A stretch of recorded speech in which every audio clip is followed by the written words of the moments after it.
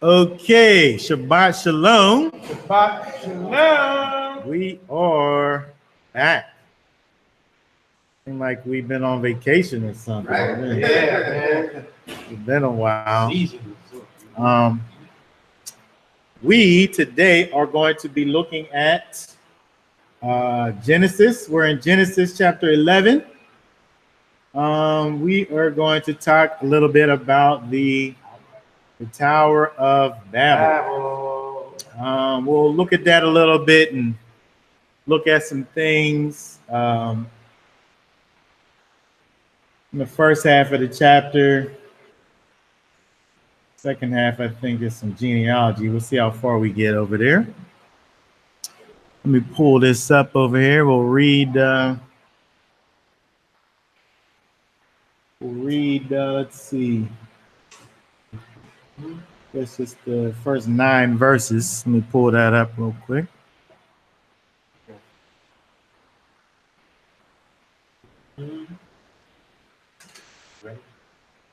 Yeah, 11, verse 1 through 9. All the earth had one language and one speech. And it came to be, as they set out from the east, they found a plain in the land of Shinar, and they dwelt there. And they said to each other, "Come, let us make bricks and bake them thoroughly." And they had brick for stone, and they had asphalt for mortar. And they said, "Come, let us build ourselves a city and a tower whose top is in the heavens, and make a name for ourselves, lest we be scattered over all the face of the earth." Then Yah came down to see the city and tower the Son of Men had built. And Yah said, "Look, they are one people, and they all have one language. And this is what they begin to do. And now, they are not going to be withheld from doing whatever they plan to do. Come, let us go there and confuse their language, so that they do not understand one another's speech." And Yah scattered them from there over the face of all the earth, and they left off the building of the city. That is why its name was called Babel, because there Yah confused the language of all the earth, and from there Yah scattered them over the face of all the earth. This is the genealogy. That's good. Just a 9. 9. Okay. Okay, so let's go back up here and look at a few things over here. A couple of things that I wanted to look at here. To go back to verse 1. Going back to a time that for us seems odd. In terms of, from our perspective, in terms of all the earth having one language and one speech.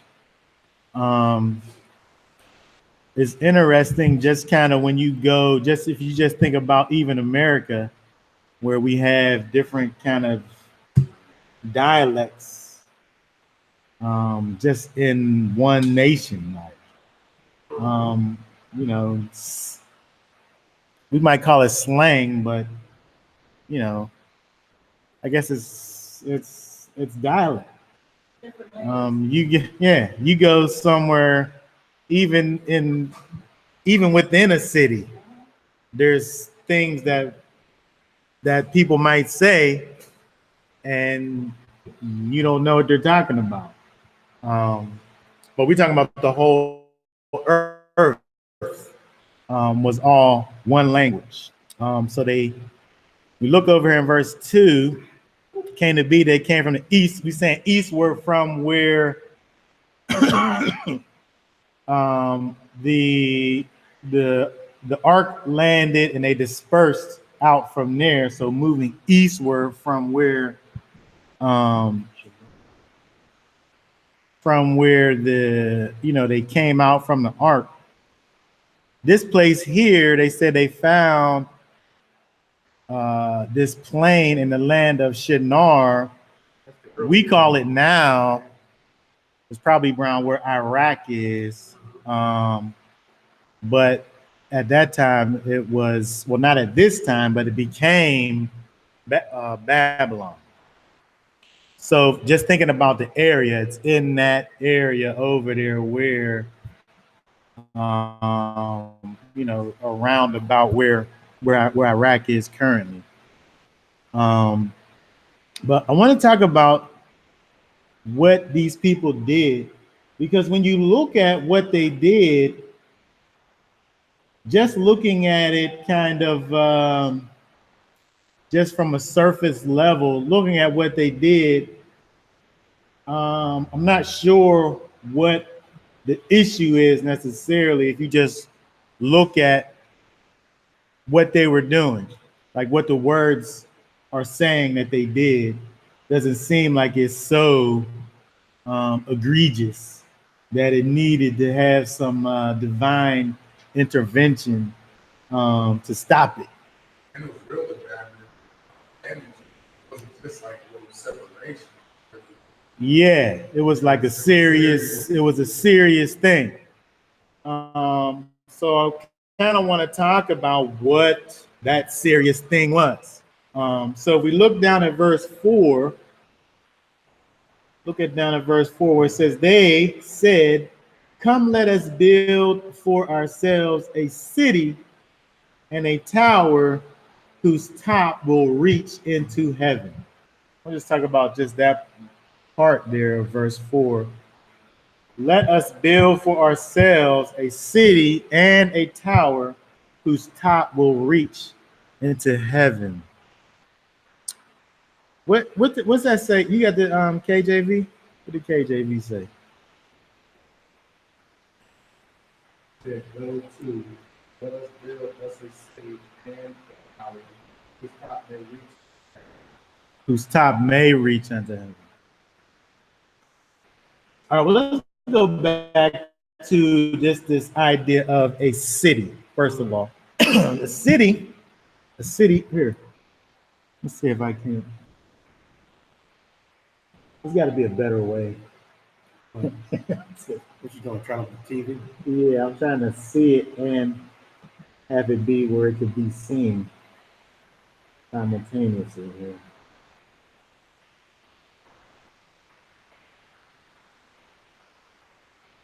Hold on a second. Let's see.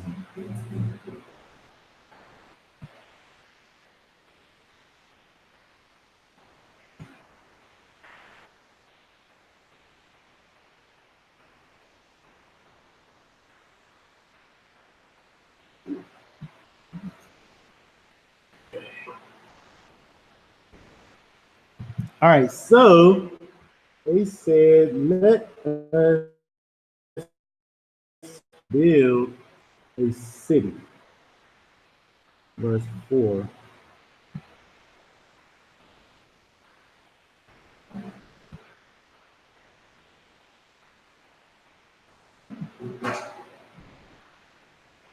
That word for city is ear. Ear. Is an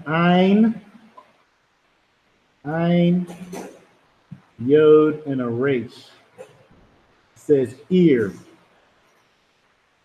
which means city, a place guarded by waking or a watch.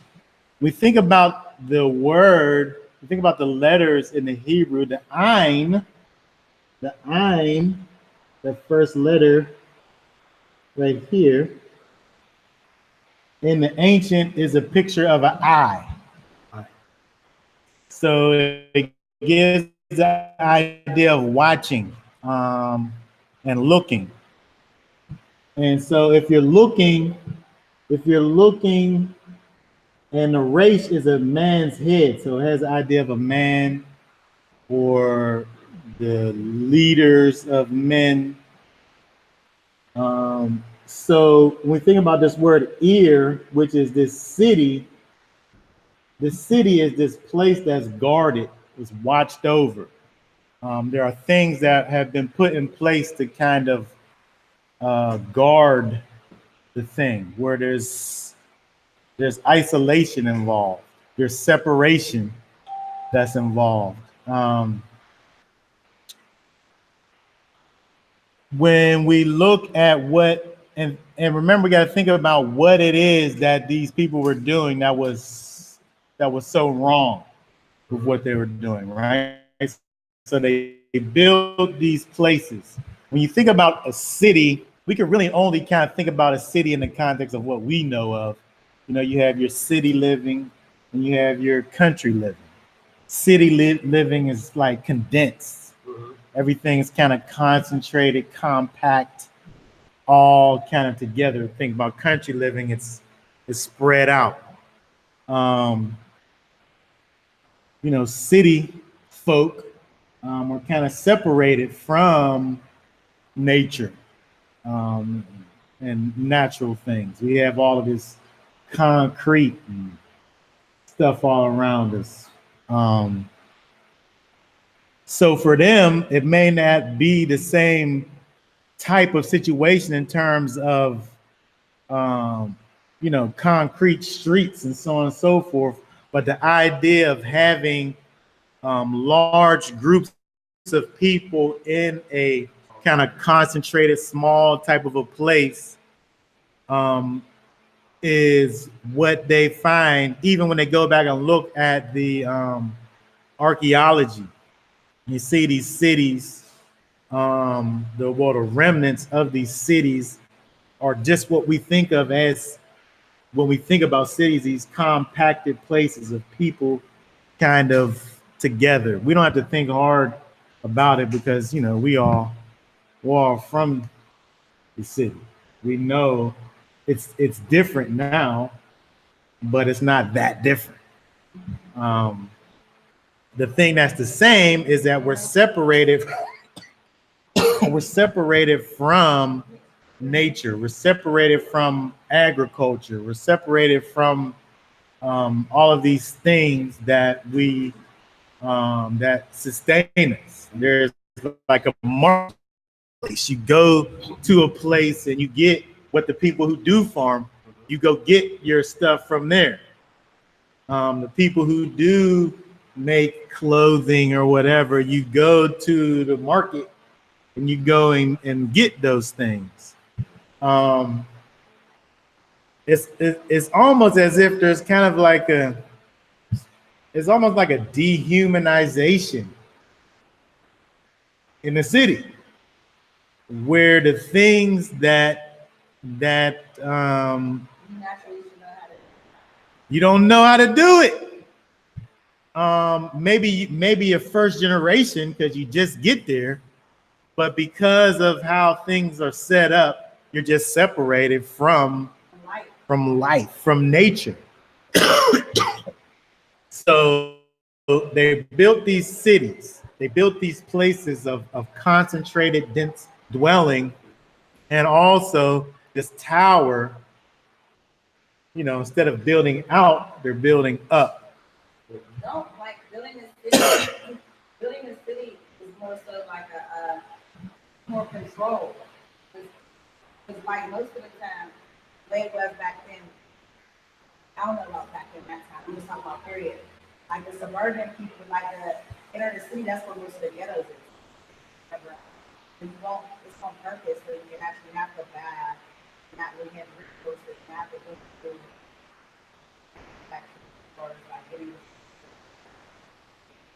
I think in terms of like the ghettos and like poor people kind of being in the city, it's kind of like is our reality. Like said, because think about it. The city, when we're in the city, we're more away from. We're more dependent on the stores and stuff like that. Yeah, like yeah. We're in the country, we might grow our own. Yeah. So you gotta own, right. You gotta own. You know what I mean? Like, Yeah, you're definitely. Have grandparents that actually get voted as the generations come. Everybody's from the city, so now it's not more so where you go to your grandma's that knows to go out to this place and go to this farm. Yeah. Further down the line, it's straight. You're dependent on these department stores. Yeah. And it's the same thing back then. It just wasn't as technology. Like Yeah. They probably had to grab stuff from the local market, however the market was set up at that point back Yeah, I was just saying in terms of like inner city and like poverty and poorness is something that goes on now, but it wasn't necessarily something it wasn't always like that.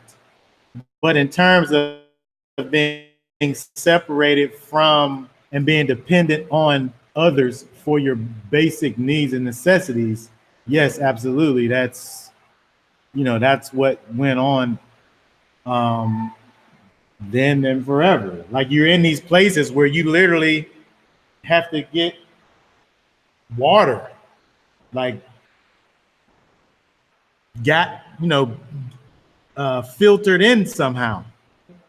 Because they built these cities in places just wherever they felt convenient, but it don't necessarily have all the stuff readily available. So you got to make those things readily available.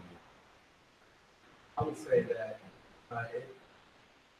the initial creation of cities was the opposite. That it was here to fill the rich as a wall of and the people in the field were the poor. Yeah, it was. They came into the city blocking goods to people in the city who had leisure, who had convenience. Mm-hmm. They were like, "Oh, I don't want to grow nothing. I'm gonna just go right here, get what I need, and just keep pushing." The poor people farm and struggle and toil and all of that. But back in those times, I think the people who had stuff, they were more the ones that had the animals and farms, they were like the paid ones. The ones that had like flocks and stuff like that, they were paid. They were considered having stuff. Well, yes, some was something like that too. But if you look at like cultures like the Roman and Grecian cultures, they lived in cities in marble, and you know what I'm saying. So that's later on. Yeah, I think it is later on, but the concept is still the same. You're building these places that just within themselves form isolation from nature, where you need to have these things that are brought in.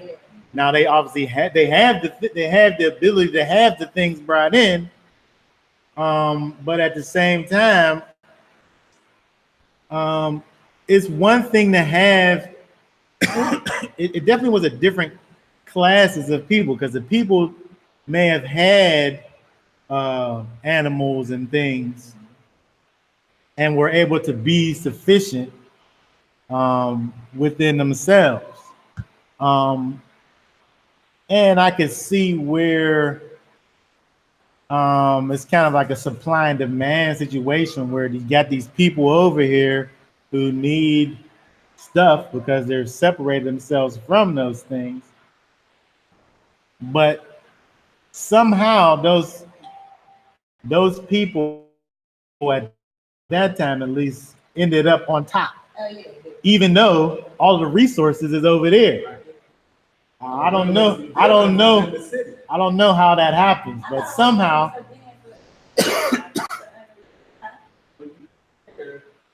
The people who built the first city, Nimrod was he's the ruler, basically he commissioned building the first city. Yeah. So we're talking about the leaders of men who were building the city. They weren't building it on behalf of the farmer. No. On behalf of the common man. They were building it for some type of power structure. Walls of defense to, you know what I mean? Is that why they was building the city? Yeah. They were walling it up for, for protection. Yeah, these city things are, we think about these cities, but part of the things that let me find this over. Was this after the flood? This is after the flood. Yes, this is after the flood, and they began to disperse out from where the ark was and grow, and they decide that they want to kind of hunker down and build these places where they can fortify and grow in this particular place. and make this city and this tower. Was just throwing, I thought I seen Judge. So basically it was like,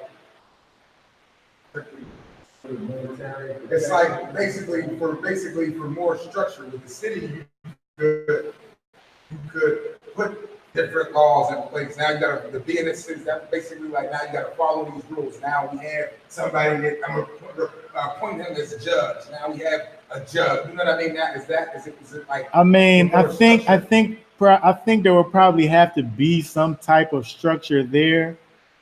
I'm not necessarily sure that it was like the point of it was to do that. But if you're going to have any type of anything, there has to be some type of structure and law. Because they knew what their future agenda was going to be, but this is what we're going to do right now to set it up basically for them. Because they wasn't never just making a move for that move right there. The move that they was making right there was for some moves down the line. This is it. What if they were creating the tower because of the flood? Yeah, that's what What if they were creating the tower In case it would happen again. That's what I thought it was. I thought they were making a tower just in case. The whole point, that's why I said going up to the heavens.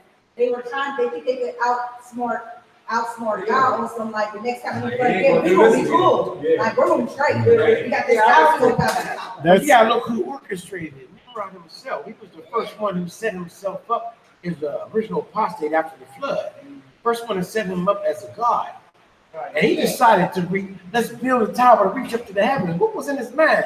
Was he that crazy enough to think he could just go up there Yeah, he followed and snatch y'all off the throne or something? I thought that the same thing that I think he was deranged. yeah. I think when we think about what they're talking about in terms of this tower whose top will reach into heaven, Yes. thinking about it in terms of some type of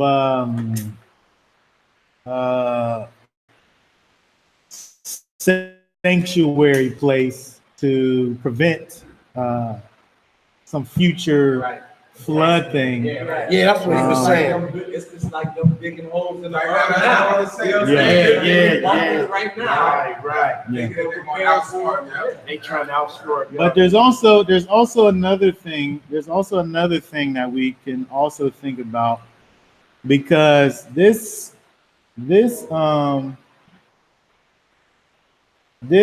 thing here, even though we see, like King James says, that it may reach into heaven, and this version that we have here says it says whose top is in the heavens. Yeah. When we think about this structure, whenever they found here, I found this thing here. A Babylonian description of the Tower of Babel discovered in 1876 indicates that there was a grand court.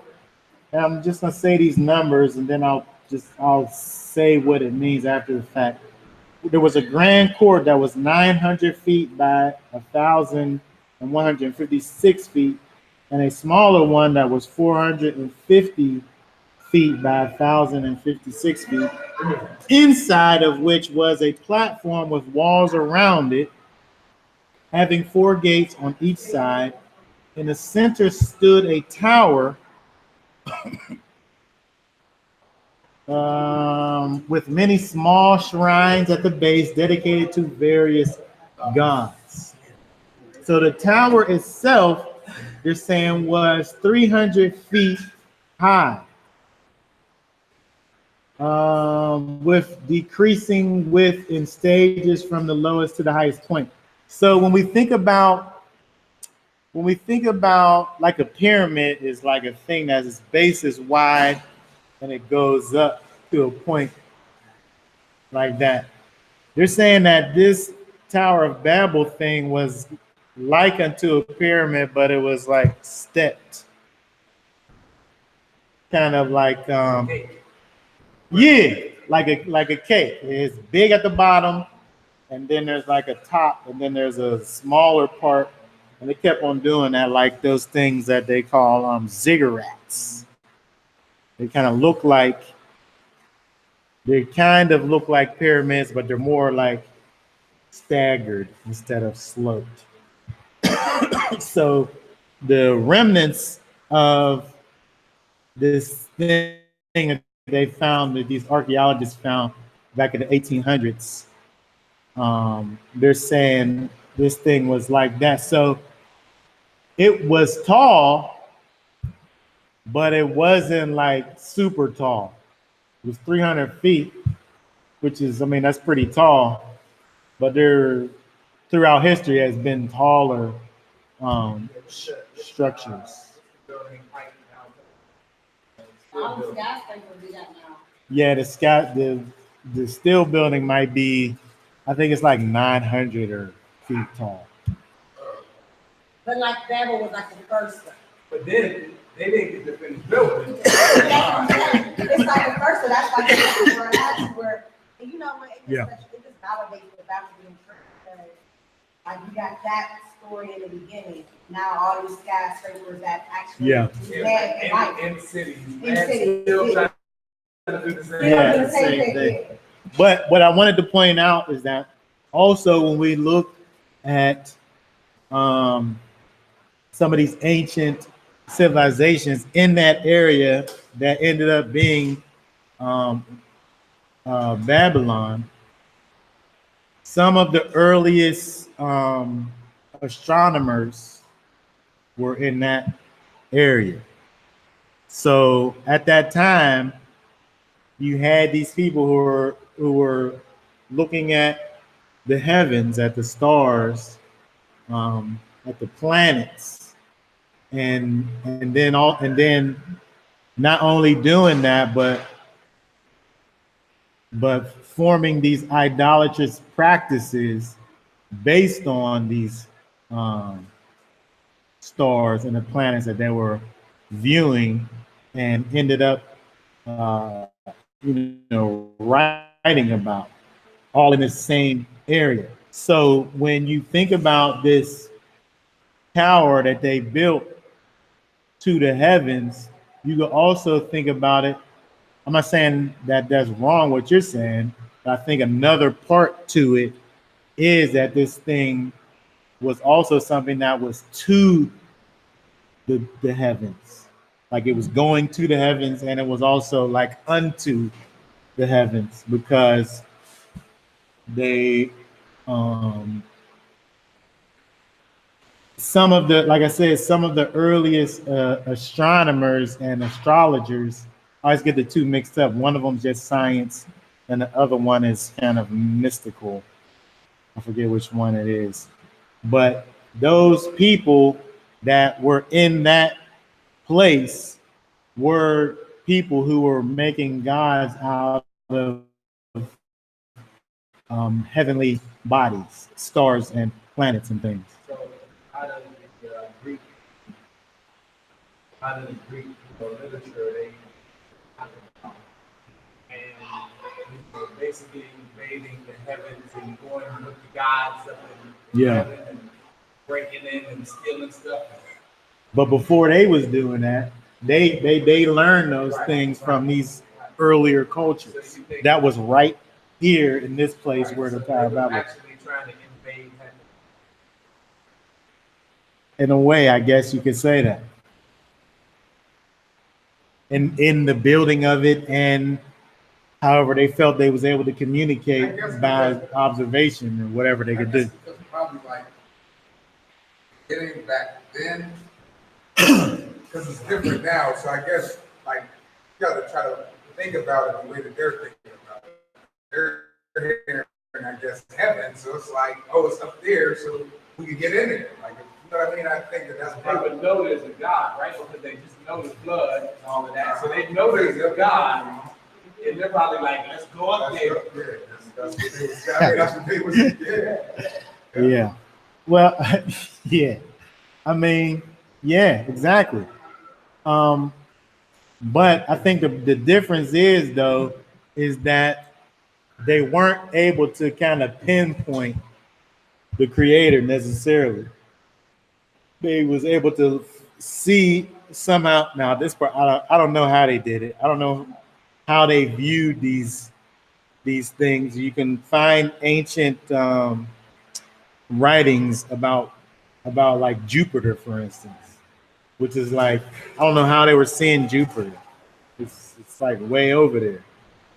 But you find these like the first people that were actually looking at planets and things were these people over here, and they were ascribing, uh, they were putting, uh, they were worshiping these things that they were seeing and finding over there.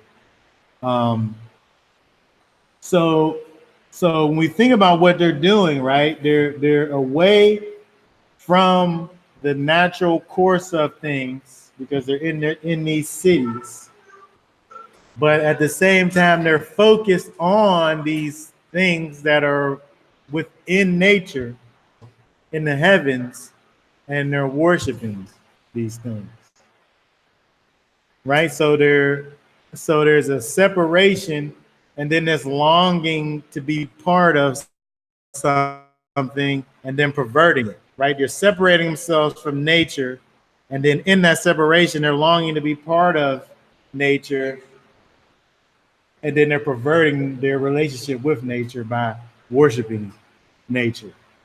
um,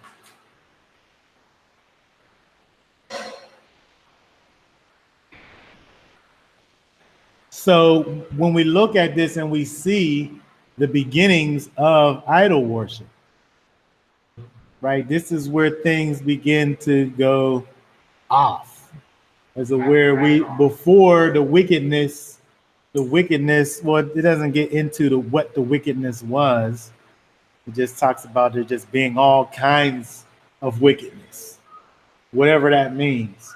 But over here, it seems that now things are turning towards idolatry, and the people trying to put a face or a figure or some likeness or something on the creator.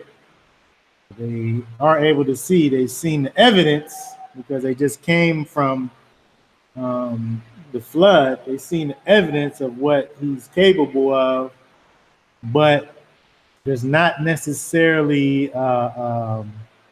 there's nowhere to place that worship, and so like man does, they kind of just pick a thing and go with that. So when we think about what it is that the Most High saw going on that was so egregious that he had to kind of step in, to me, I don't know what is greater than thinking about it in terms of the idolatrous practices. Because otherwise, what are they doing? Like starting civilization? Like they're coming up with people are at this time are beginning to write, and science is coming about. Things are going mathematics. People are thinking about math and things. All of these things are happening. Are those things wicked? How are those things in and of themselves wicked? Unless we think about this idea of entering into these idolatrous practices. I'm not sure what the big deal is. I was thinking, when they said, come let us build ourselves a city, God had already stated, Yahweh had already stated that he not going to have another flood. Evidently, they wasn't listening. Yeah. Because they built Yeah. Okay, so there's another thing, right? So we don't necessarily have a people per se that the Most High actually stakes a claim to at this point. We have Noah and his sons, and whichever of his sons are continuing on with the oral traditions. Is all there is at this point. There's no law giving that we know of necessarily. It's just the only thing we can look to is, which is it seems to be assumption So almost. basically, no one knew that. That he said, only people that was probably still following him, like as far as like Noah or him, they probably knew it was, they probably were still worshiping and following him first or whatever. There was no laws and commandments, right? No, that's what I'm saying. The masses, I think, at this time are already separated from the oral traditions. Right. So they don't even know, like Nimrod's from now, right? Yeah. It's not even a law being enforced. It's not even like right now it was, I don't know right now, but after the flood it was like Noah's first son. So It was just replenishing the earth. yeah, they're already populating the earth right now. Nimrod's from now. So they're not even really, obviously not following. You can just tell right here they're not following God. That's not really somebody following if they're trying to build a city up into heaven. Yeah, so okay, so when we think about the fact that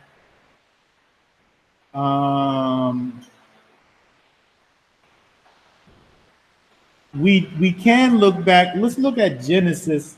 Let's look at Genesis 1 and 28, because we can look back and see where there were things that were commanded, but again, it all goes back to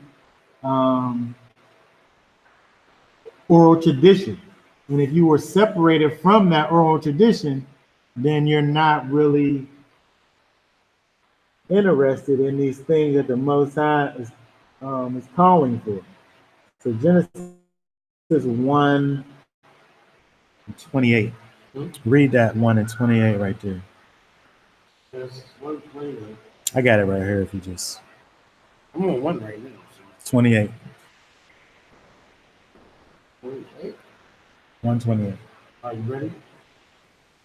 And Haran died before his father. Not 28, right? Genesis 1. I mean, damn, how it changed on me like that?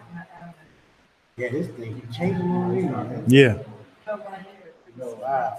Yeah. Yeah. And Elohim, I'm sorry, I'm having difficulties with this thing, the Wi-Fi. And Elohim blessed them. And Elohim said to them, be fruitful and increase, and fill the earth and subdue it, and rule over the fish of the sea, and over the birds of the heavens, and over all creeping creatures on the earth. Okay, so one of the things that man was supposed to be doing, and which is something that would have to have been connected to the oral traditions that are coming down from the Almighty, is it says, be fruitful and increase and fill the earth and subdue it. But if I'm saying that I want to go over here and have this concentration, this dense population in this particular area, I'm not really filling the earth. I might be multiplying, but I'm not doing this whole thing here, be fruitful and increase and fill the earth and subdue it. Right? So when we look at what the Most High called for man to do on the earth, what they decided they were going to do over there in the place that ended up being called Babel was a whole other thing. I don't know how you get this little structure wrong. Like break out. You know what I'm saying? Put it in the earth. Yeah, You know yeah. what I'm saying? Well, they probably got the fruitfulness. They probably got the fruitfulness and the increasing part, but they weren't trying to fill anything other than their little city. But that's what a repetitive lesson coming from the beginning whole knowledge thing. It's not just like using your little mind to create this city or try to build this, like going above, just doing more than what you're supposed to do at this point. But I think that going along with what Chris had brought up in terms of this being like this place of refuge, it's almost as if there's like a rebellious kind of a thing. Like, I just want to stay right here and I'm going to fortify this place. The next time you try to come and get me, They don't even want to move out. no, they want to just be right. Where does that stem from? When you're being rebellion comes from your thought process. Like, it doesn't just come, like, it's not just like, it's your mind makes you rebel. So whatever they were thinking. Well, that's what I was gonna say, because that's what I get out of verse 6. I always get the whole, even with life right now, I get that whole lesson that we had, that knowledge in life. That's so vital, because if you get the knowledge first, it's okay, right? That's what I get out of verse 6, because the Most High and the Lord and Yahweh said, "Behold, the people is one, and they have all one language. And this they begin to do. And now nothing will be restrained from them which they have imagined to do." So it's something going on in their head. What I just said. That is the problem. Yep. Yeah, but I'm saying that we can know based on what they're doing, Right. that the thing that's in their mind is that they want to be contrary to what the Most High is doing. They want to look for these other beings, and they want to do the exact opposite of what he said do. Well, I don't want to call it outside influence because he's Whenever anything that's being influenced outside of God is going to be outside. If it's not God, it is outside. Well, what I'm saying is that we don't have a clear outside of the lineage that gets us to Abraham, which we didn't get to yet. Outside of that direct line, we don't have any anything that lets us know that there were people that were keeping the oral traditions alive outside of that line. Everybody else was just doing their own thing. And this is just an example of the fact that nobody was keeping those oral traditions alive. So the only oral tradition at the time was replenish the earth. Well, that was one example. Let's see. Oh, Genesis 3. If somebody else can find some other things, I'm saying commands that we could say that the most, because we can look and see that they knew what clean animals were, and they knew what you could sacrifice to the Father, right? But there's not a scripture that tells us this. We're just look and see what they did to know that they must have got this information from somewhere. Right. So that's why I'm saying that they had an oral tradition that came down from the, but there are some things, right? But there's some things that we can see that are specific, where we can say the Most High said this, and we know that he is expecting this from his people. Genesis 3 is something else they were trying to get out of. Genesis, no, 3 and 17. Read 3 and 17 through 19. The man, he said, is everybody there? I'm sorry, I moved too quick. I can have it up so you could just. Oh, you have it up. And to the man, he said, because you have listened to the voice of your wife. Let me say that again.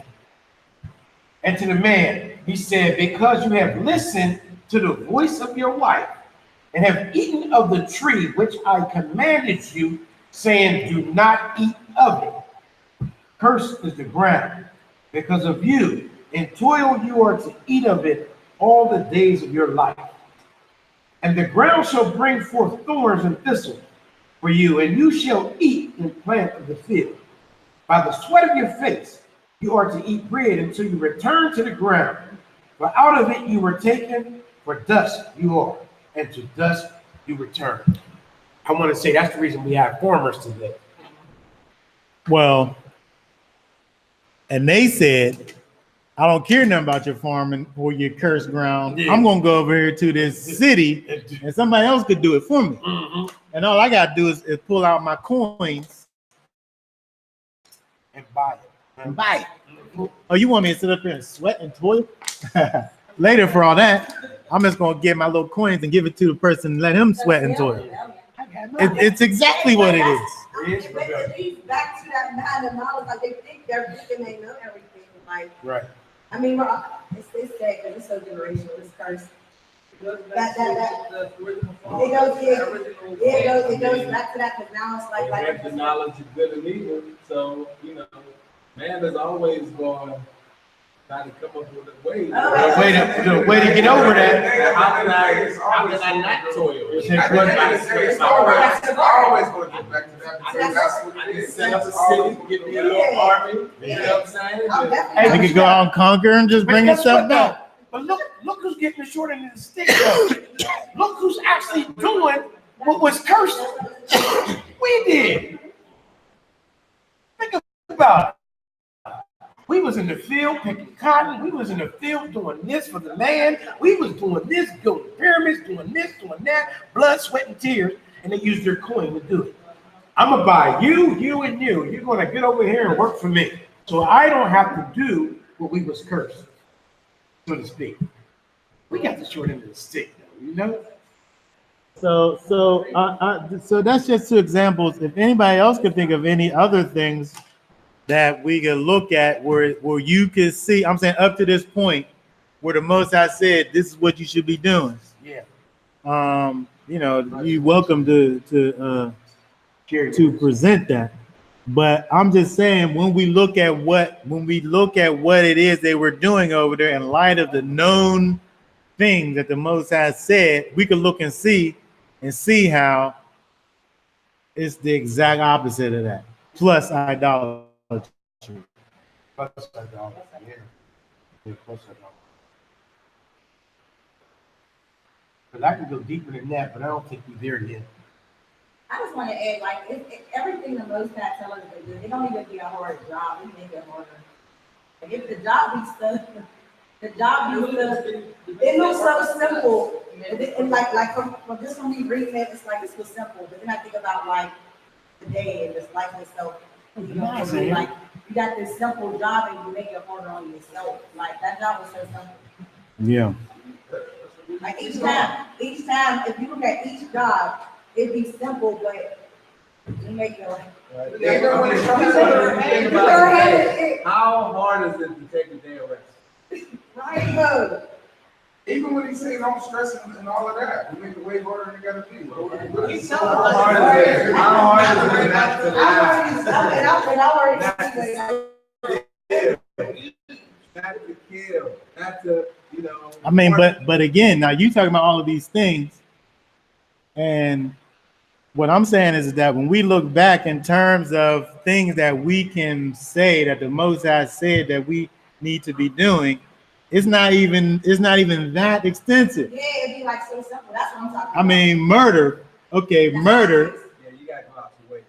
Yeah. But the simple thing. But like in terms of all of these commandments, we don't have those things written in stone anywhere.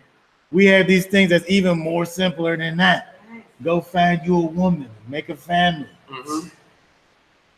But we made it hard. It wasn't like that. You're right. Y'all women have made it. Right. You said that. Naya said, the fact that he put the earth shows that there had to be some oral laws given. Yes. I agree with you. Yeah. That's what she, and that's so true. Like, and you sum it up in a nutshell. The job in the garden would have been living your best life. Walk here, walk like you're not doing nothing but eating this, eating right. These animals ain't trying to attack you. You're all in unison. It's just wake up, go to sleep. What did the person in the chat say over there? Benaiah said, I think it's talking to me. Benaiah said that the fact that he flooded the earth because of wickedness shows that there had to be some oral laws given, which I agree with. Yes, there definitely there was obviously a standard of righteousness, and he judged by that standard. But I'm just saying is that we don't know what that is necessarily. We don't know the links of it because it's not written. Right. We could just go based on what they've done, Right. and right. certain things that were explicitly given.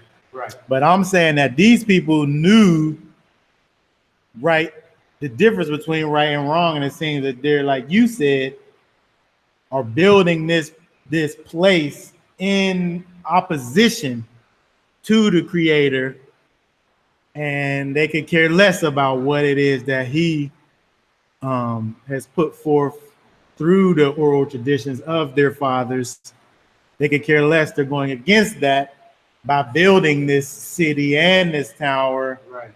on purpose, against whether it be to be this place that's high enough that survives the flood, or if it's that plus having this place that's unto these other gods. They're doing this thing on purpose against the flood maker. Mhm. And they're doing this thing on purpose. If we look over at let's see, what verse is that where he says, hold on one second. All right. 1 minute, Benaiah. It says in verse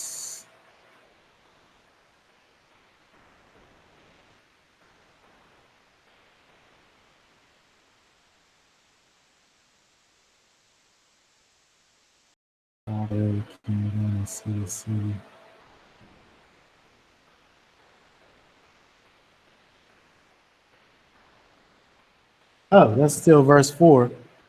Verse 4, where it says, and a tower whose top is in the heavens, and make a name for ourselves, lest we be scattered over all the face of the earth. So they can remember themselves. Remember us.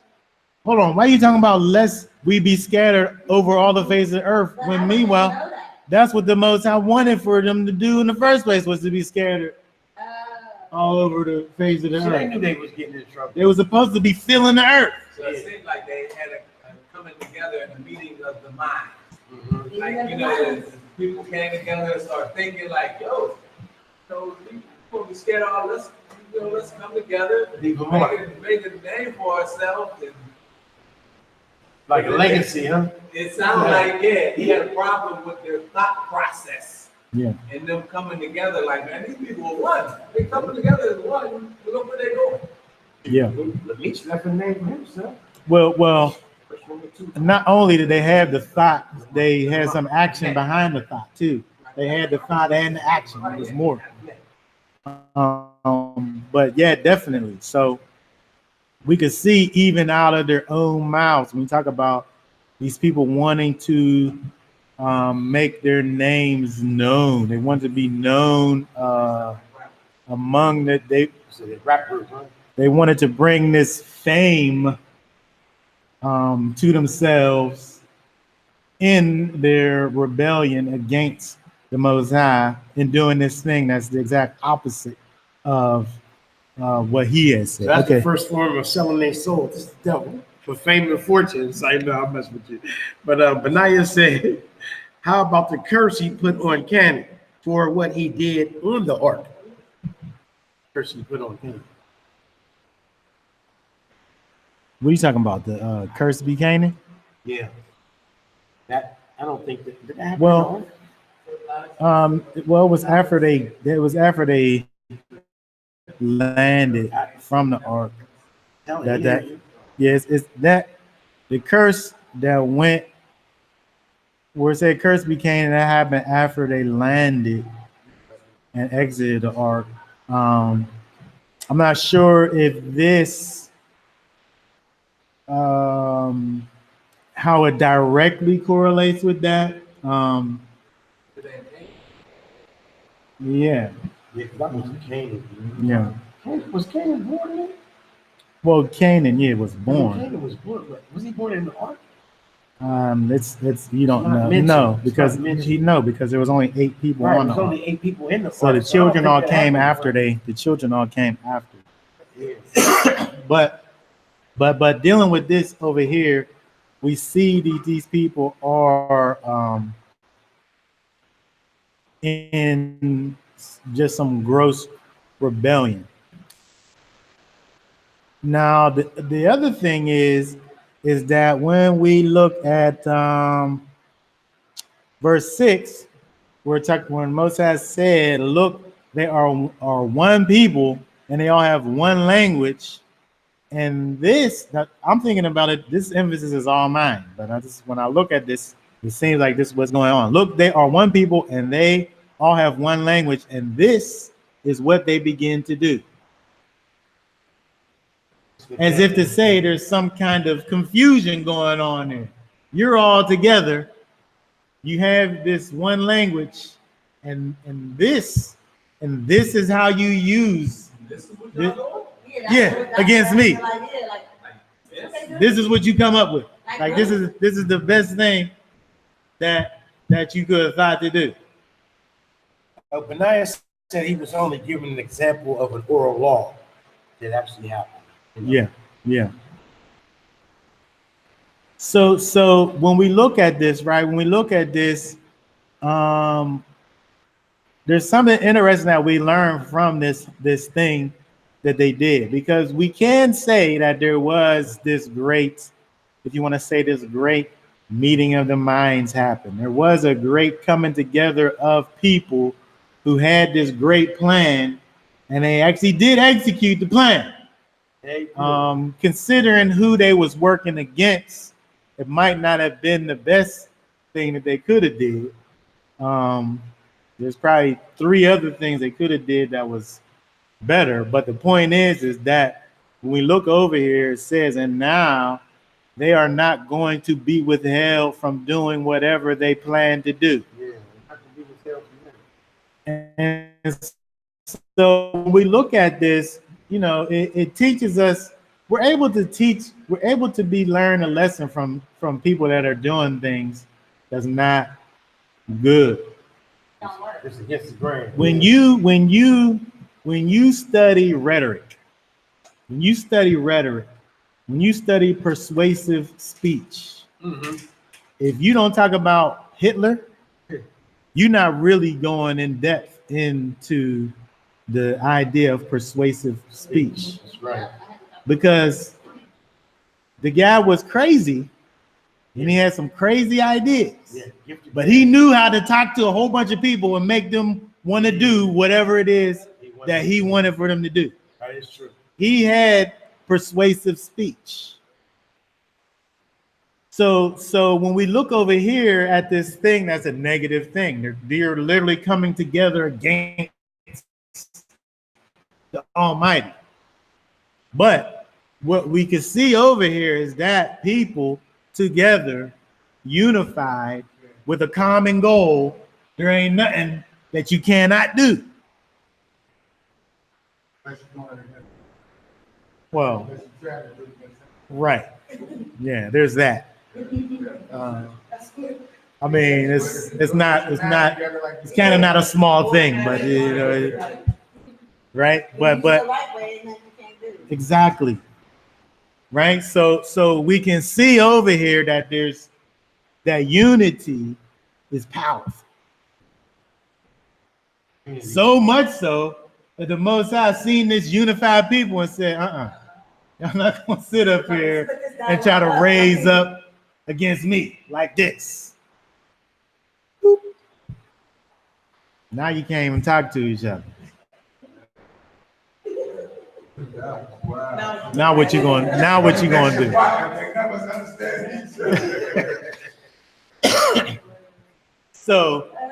So I think that when we think about this and we go and we look and we see, we got so much to say about these people. People got so much to say about like camps, right? But you know what you can't talk about them camps? You know what you can't talk about against them in regards to unity.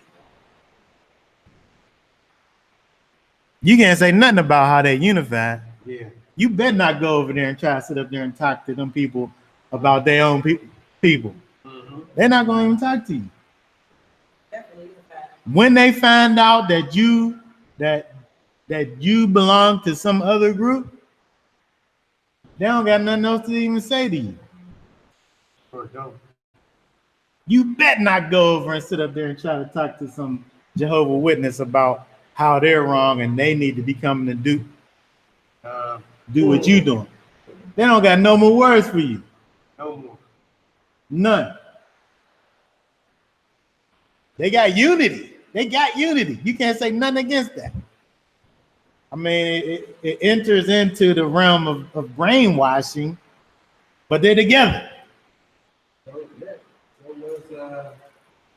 that Jim Jones man. Oh my goodness. You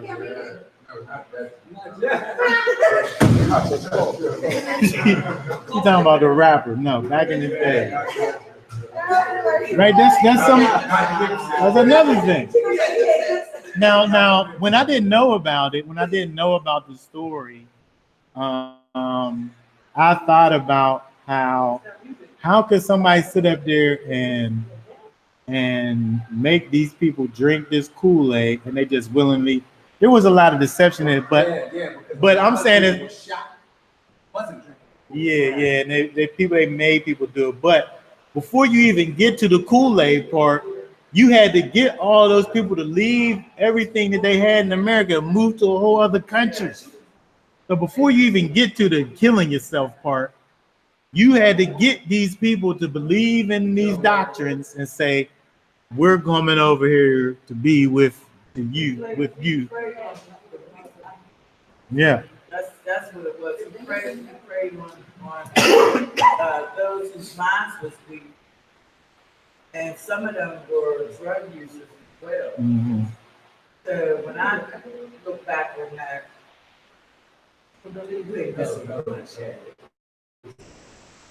that's from the door. Mm-hmm. And a lot of people had welfare checks. You gotta give up, excuse me, you didn't get my check. Yeah. You know, when I think about those people, Mm-hmm. you know, it's kind of sad because they were weak-minded and give this man everything. And, you know, how my mind would have been back then.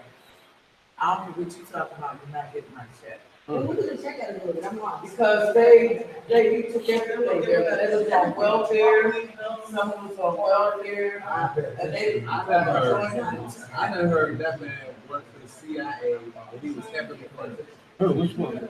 You talking about Jim Jones? They said, Oh, Jim, he was really going over there, guy, and he was trying to set up a plantation, a slave plantation. I don't know what he was doing over there, but I'm saying is that the thing that he did very well was had a whole bunch of people on the same purpose and moving in a certain direction.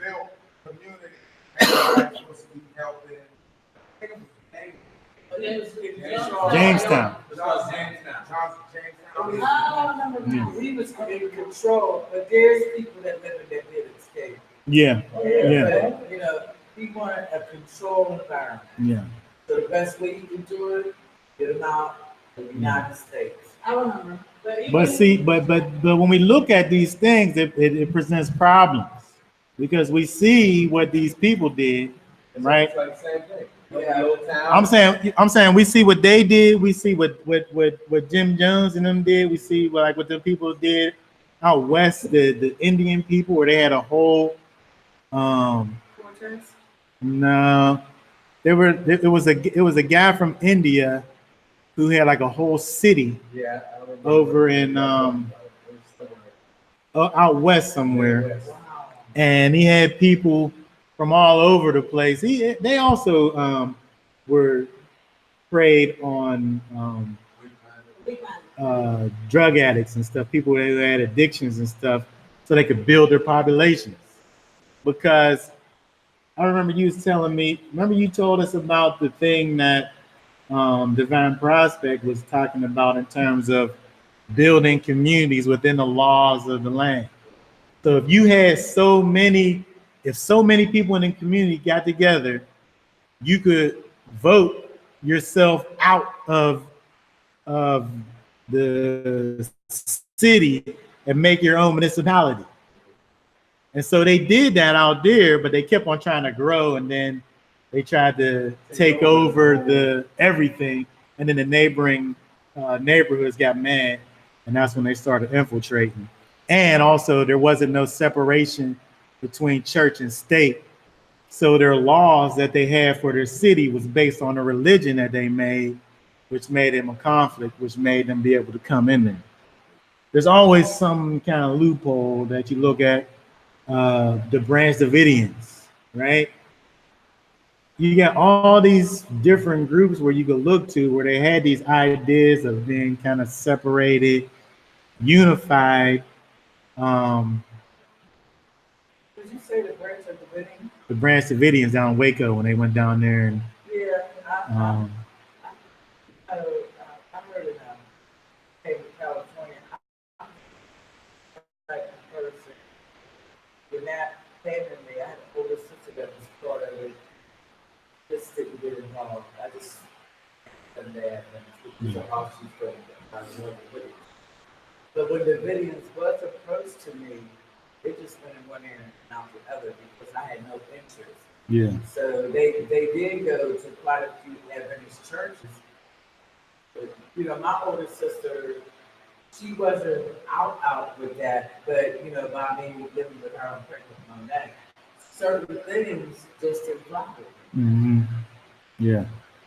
And so the point is that because we have all these negative examples that we can look to, it keeps people from wanting to be on the other side in terms of doing things righteously, because we got so many negative examples of these people doing this unrighteously. But this is a universal thing. If you getting together, unified, one mind, one purpose, there's nothing that can stop you. That's just universal truth right there. It just so happened that this was negative. The Most High said, we can't have this. They're trying to do that right now to make everything one. Like they know that. That's always their approach. They want one way, one world, one way. Well, I'm talking about in terms of Israel. The world is trying to get you on their path. Right, but they're trying to use it. What I'm saying is as far as using everything under one accord. Yeah. If we're using it, like you said, the positive way, it would be unstoppable. Right. And I'm saying that that's what we need to be able to get from this in terms of understanding that we need unity. We need this thing that they had, but on the other side, of course, because we see the Most High, this is what he said. He said, look, they are one people and they are one language, and this is what they do. And now they are not going to be withheld from doing whatever they plan to do. That's what he said. So, but I'm saying that we look and see of all the negative examples of it and say, I ain't getting involved in this. Yes. That ain't nothing but gonna end up like them people over there. Right. And so that keeps us all separated. And then now you wonder why there's nothing that you're able to do that you plan to do. because you don't have no unity. I want us to do. I wanted to look at this also. When we look at verse 7. First of all, before we go to verse 7, I want to look at this. 1 Corinthians.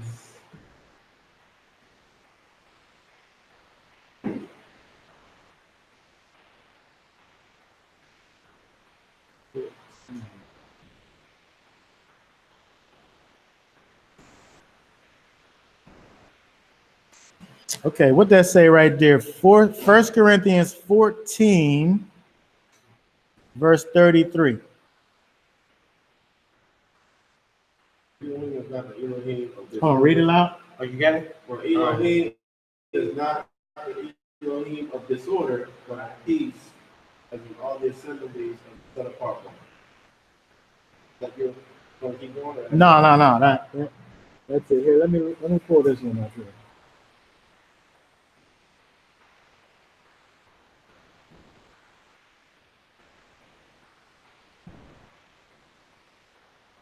What that say? Same verse. Yeah. Keep KJV. For y'all is not the author of confusion, but of peace, as in all the churches of the saints.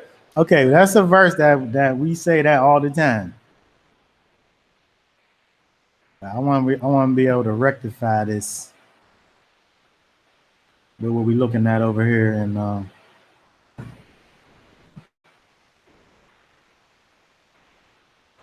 Genesis, back to Genesis 11, verse 7.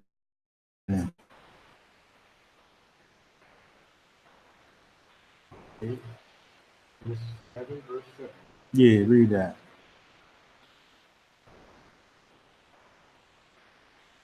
And, come, let us go there and confuse their language so that they do not understand one another's speech. And y'all scattered them from there over the face of all the earth, and they left off building the city. This is why it's named called Babel. Because there y'all confused the language of all the earth, and from there y'all scattered them all over the face of the earth. Okay, very good. So over there, it seemed like Mosai authored some confusion over there, don't it? Babel means confusion, right? That's what it means. Yeah, that's right. So they had to do what he wanted in the first place. Multiply all over the earth. So what he read is saying God did it. God did it in Saturday. That was the answer. Yeah. His will ended up being done. They got their languages mixed up, and then they ended up being scared anyway, even though they didn't want to do that. But I was bringing out the fact that when we look over here, well, what he did was confuse the people. Then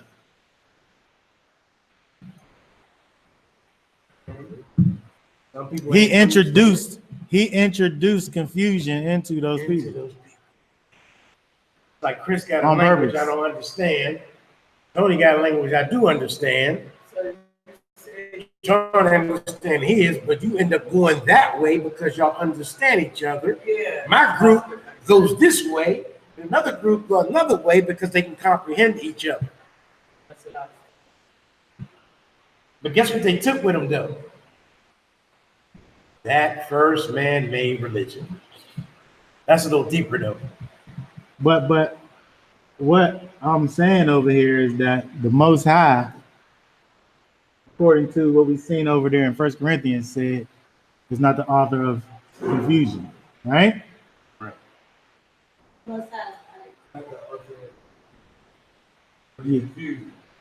He confused them like a mug, didn't he? but the fact that now that you say that some did understand each other, so they went one way, is that where all those different nations came about?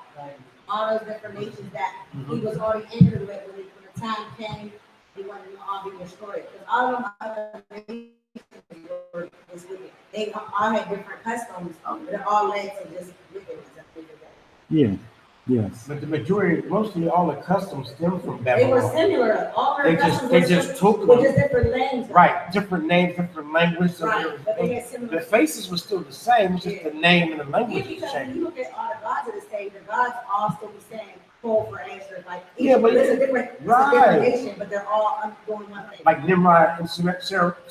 Semiramis. Right, You know, right. in Egypt, it was like Isis and Osiris. Right. And the sun Tammuz, Yeah, you know, was Horus. And in other places, they were different. yeah. You know, But they were all the same they were concept. all the same person, just the same concept. You're Just right, different names. just different names. Right. So when you think about it in that respect, you can see where the problem was.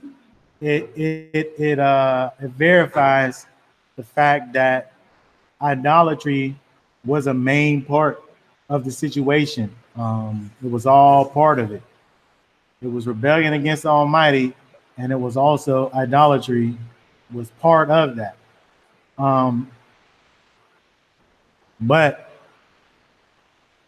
when we look and see over here, this idea of confusion and separation is that we're not um, talking about here is something that the Most High put into motion. He's the one who sat up here and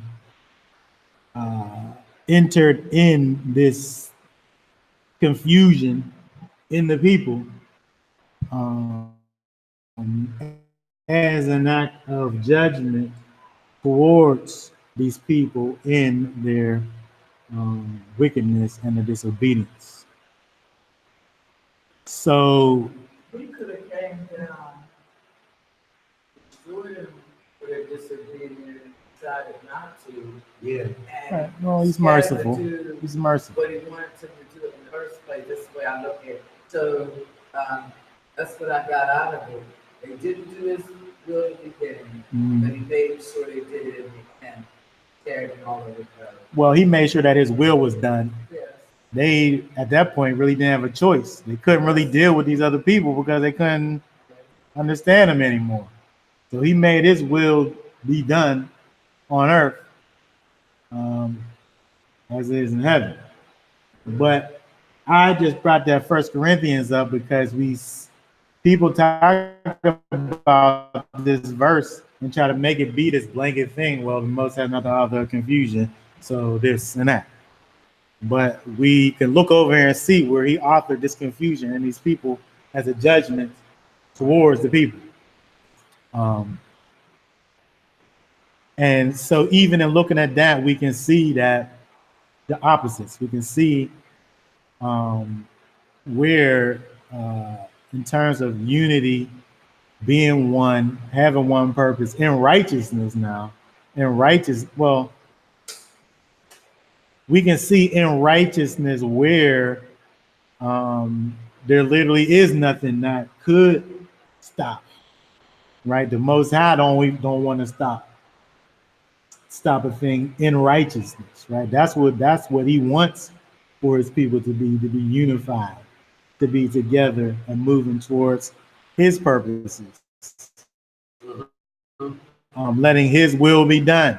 Over here, we seen where the people who were against him, who didn't want to have his will be done, where he entered in the confusion piece so that his will could be done.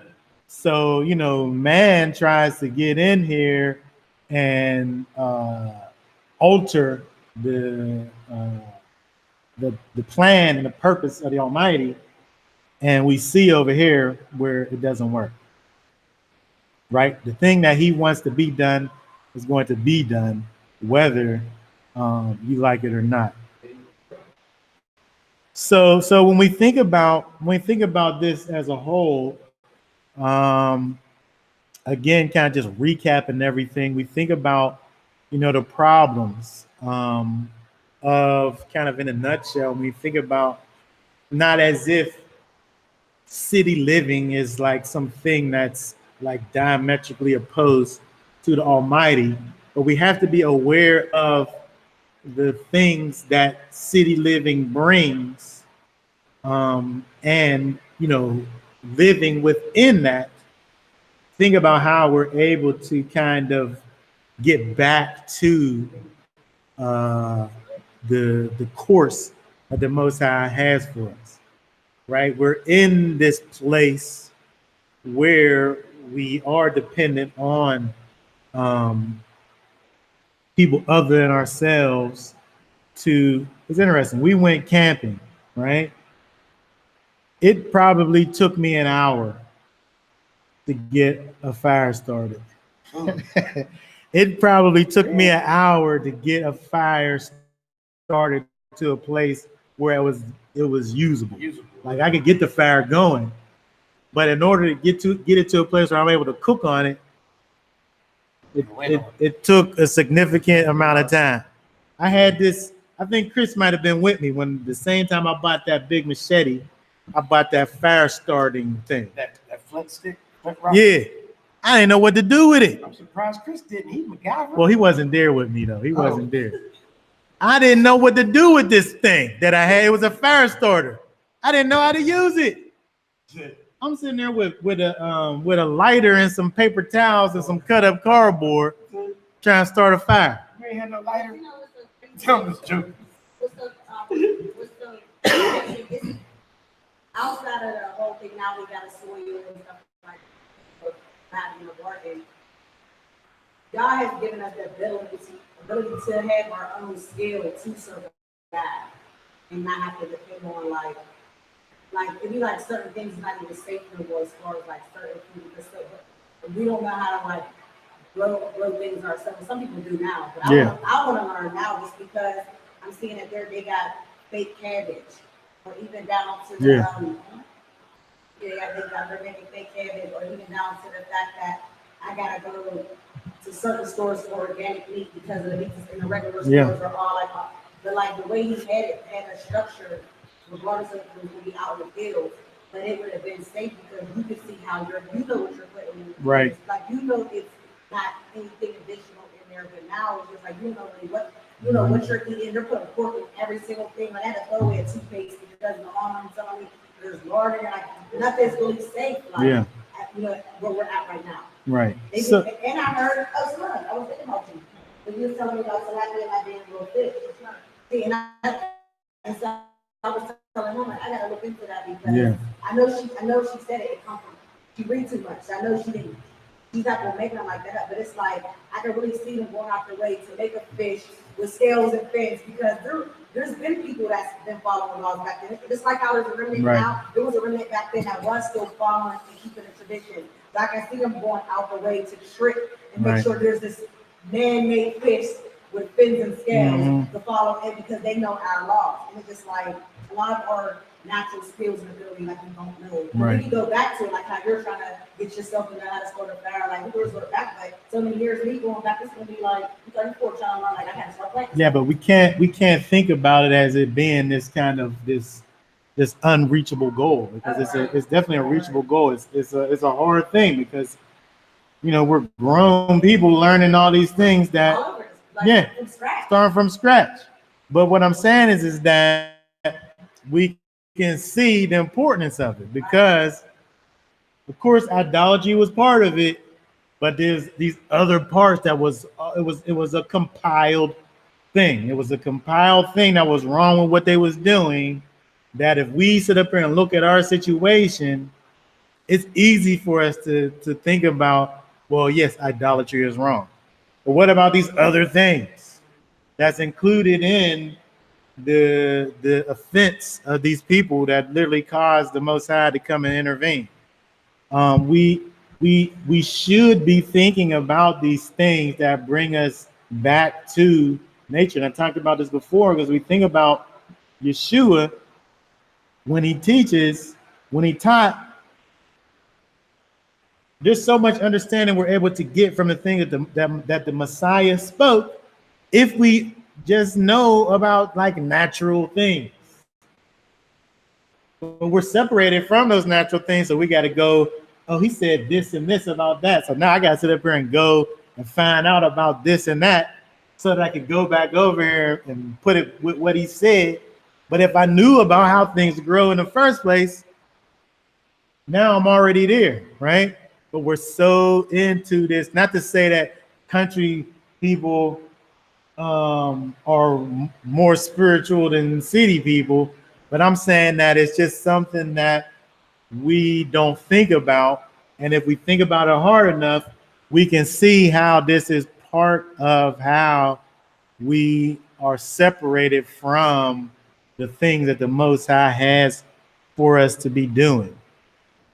Being in tune with nature, not worshiping nature, because right, they took it too far.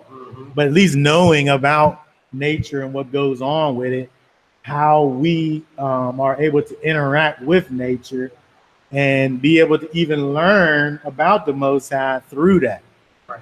Um, I learned about it, and this is a little bit off subject, but even when I'm like out there doing the landscape, and I really be in tune, and every time I look at it, I look like I'm giving them a haircut. Because it's actually his good. So I look at it as if I'm giving it, so I'm always like, you know what I mean? yeah. But When you're interacting, there's something about interacting with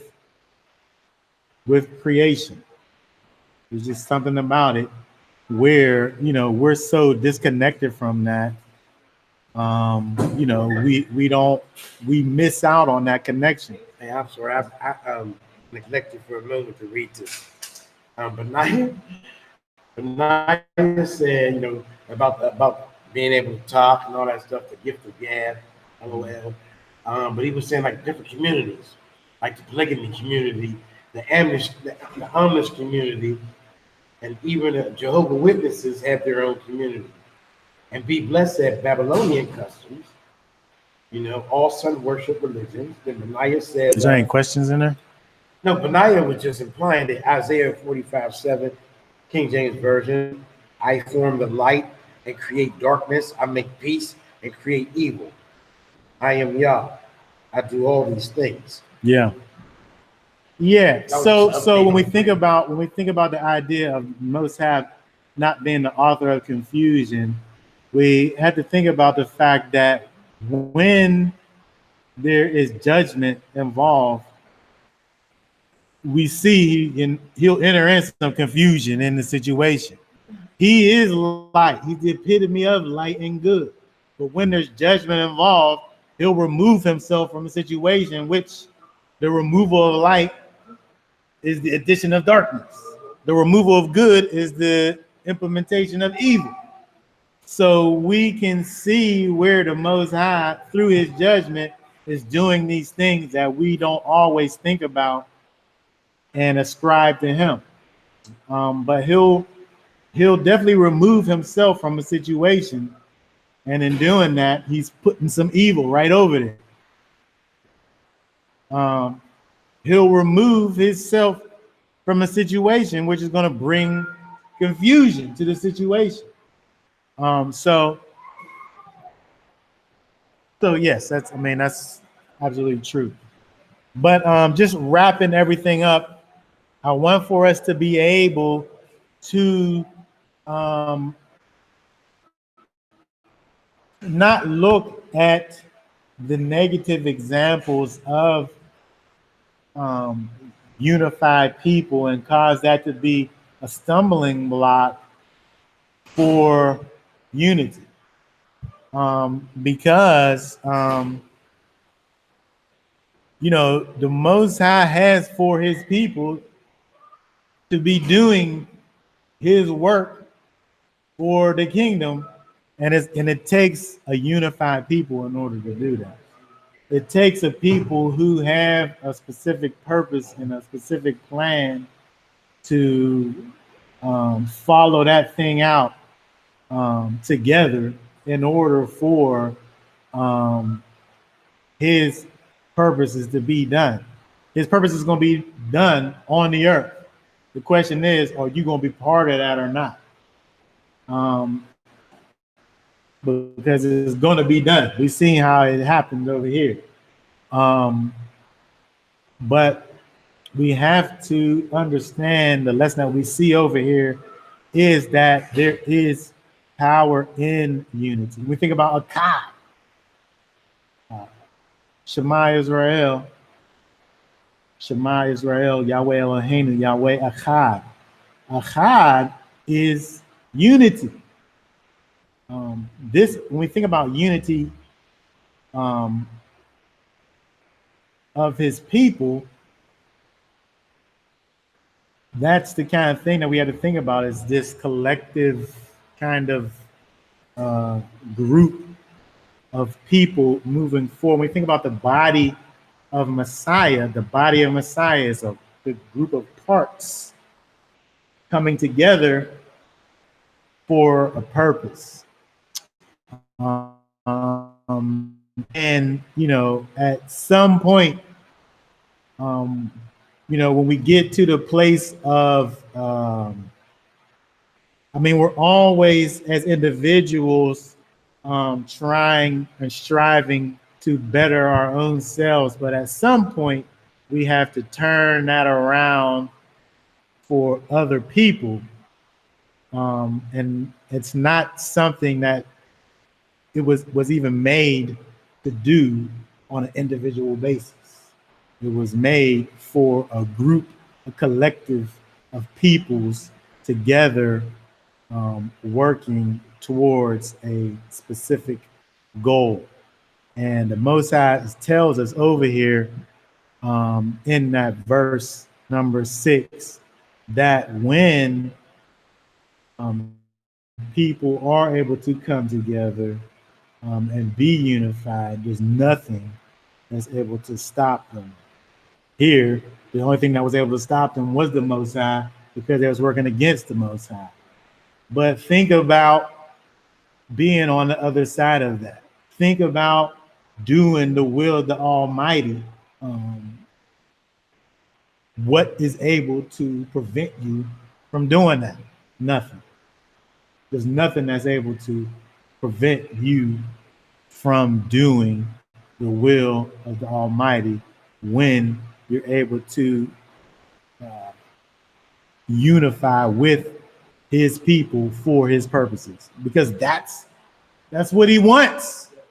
That's what he wants on this earth right now, for his kingdom to be manifest in this earth. And the only way that that's done is through his obedient people walking out his plan. Okay, so that being said, does anybody have any thoughts or questions or comments about any of that? All I can say is, don't be a Nimrod and go try to build your own tower, set yourself up as a god, and convince people to go against the laws of Yah. Do not be one of the lawless ones, because you will hear, I never knew you. Depart from me, you workers of lawlessness. Shabbat shalom, y'all.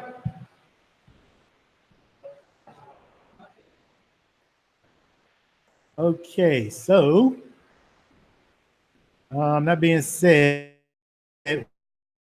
we'll be done for today. Next week we will, y'all willing, be back dealing with Genesis chapter 12. Okay, all right, Shabbat shalom.